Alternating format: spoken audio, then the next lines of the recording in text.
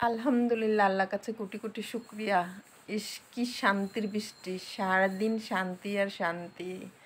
উফ, আমার শুধু প্রতিদিনই মনে হইতো এত গরম যদি আমি বিল্ডিংটাকে পানি দিয়ে ভিজাইতে পারতাম।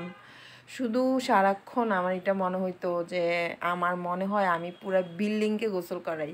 মানে বিল্ডিং পর্যন্ত গরমে থাকে, এত পরিমাণে রোদ উঠতো আর এত পরিমাণে গরম ছিল। তো এই আর কি, তো বৃষ্টির দিন গাছপালা ভিজা ভিজা থাকে, তারপরে সবুজগুলা মনে হয় আরও সবুজ হয়ে তাকায় থাকে। তাই বৃষ্টির দিনে ছাদে যে ভিডিও করতে আমার অন্যরকম ভালো লাগে। আর আমি যখন বাইরে থাকি তখন বৃষ্টি হলে আমার একদমই ভালো লাগে না।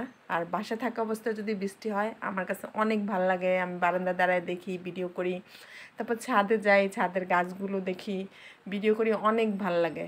তো সেই ভালো লাগাটাই আপনাদের সাথে শেয়ার করলাম আজকের এই বৃষ্টির দিনে। আল্লাহর কাছে কোটি কোটি শুকরিয়া।